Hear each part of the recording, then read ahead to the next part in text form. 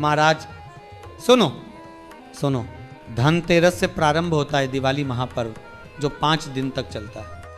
यह केवल सोना चांदी की दिवाली नहीं, यह आध्यात्मिक प्रकाश, घर और मन की पवित्रता, माता लक्ष्मी का स्वागत और शिव भक्ति का महापर्व है। धनतेरस, रूप चौदस, दीपावली, पौ और कार्तिक पूर्णिमा, ये 5 दिन मिलकर महापर्व की रचना करते हैं। महाराज ध्यान दो, हिंदू धर्म में 3 ऐसे दिन हैं जिनमें दीपदान का फल मनुष्य को सीधे नहीं मिलता, और वह है धनतेरस, रूप चौदस और दीपावली। अब महाराज सोचो, हम कितने दियों को जलाते हैं, कितने दीपदान करते हैं, पर फिर भी पुण्य सीधे हमारे खाते में क्यों नहीं आता? कथा कहती है, राजा बलि की भूमि पर वामन भगवान ने 3 पग में नाप लिया। राजा बलि ने वामन भगवान से निवेदन किया, प्रभु आपने मेरी पृथ्वी 3 पग में नाप ली, पर मेरे लोगों के दीपदान का पुण्य मेरी किस्मत में लिखा जाए।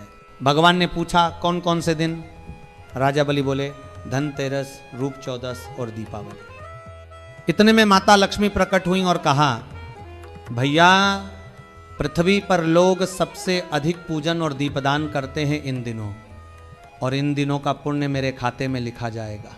राजा बलि ने कहा, माँ चिंता मत करो, कार्तिक पूर्णिमा के दिन अगर कोई जलाशय के पास दीप जलाए तो 3 दिनों का पुण्य 1000 गुना होकर उसके पास लौटेगा। हाजा बलि।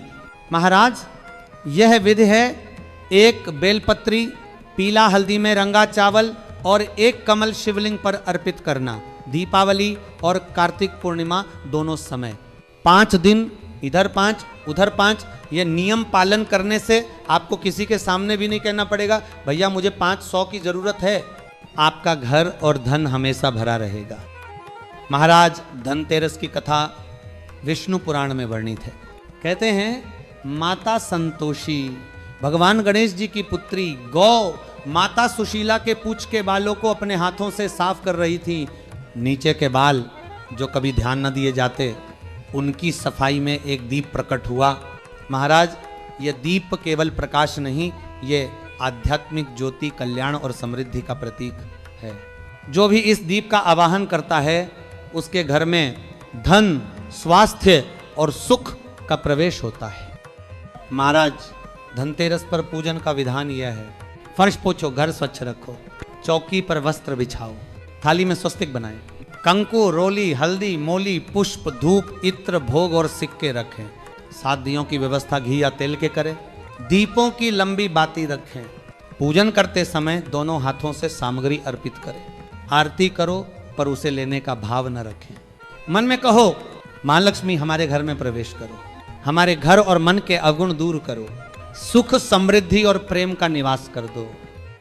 रूप चौदस धनतेरस के अगले दिन महाराज ये दिन घर और मन की और अधिक सजावट, शुद्धि और भक्ति का है। घर में दीप जलाओ, भगवान शिव, गणेश और नारायण का स्मरण करो।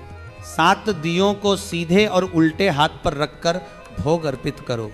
जो घर पूरे प्रेम और श्रद्धा से सजाया जाएगा वहां लक्ष्मी का निवास निश्चित है। रूप चौदस का संदेश, धन की रक्षा केवल घर की सफाई और भक्ति से संभव है। दीपावली महापर्व का मुख्य दिन। महाराज ये केवल लक्ष्मी पूजन का दिन नहीं, आध्यात्मिक प्रकाश और समृद्धि का दिन है। पूरे घर को सजाओ, सभी सामग्री फूल, धूप, इत्र, रोली, मोली, हल्दी को भक्ति से रखें।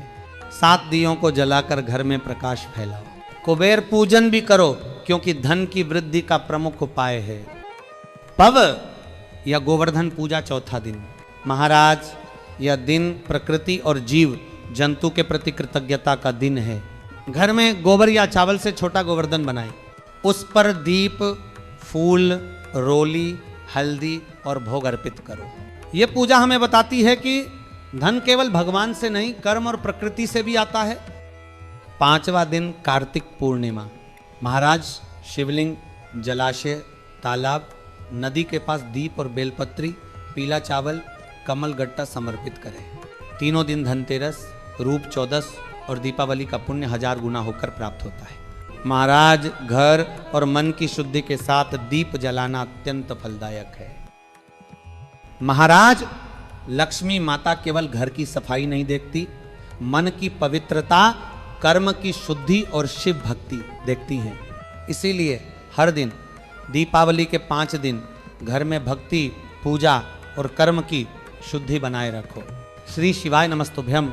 महाराज, ये 5 दिवसीय दिवाली महापर्व, धनतेरस, रूप चौदस, दीपावली, पव और कार्तिक पूर्णिमा हमें यह शिक्षा देता है कि संपत्ति, स्वास्थ्य और सुख समृद्धि केवल भक्ति, शुद्धि और सत्कर्म से ही स्थायी होती है। हर दिन दीप जलाओ, भोग अर्पित करो, शिव, गणेश, नारायण और कुबेर का स्मरण करो। यह महापर्व केवल बाहरी उत्सव नहीं, बल्कि आध्यात्मिक जागरण और मन की पवित्रता का पर्व है।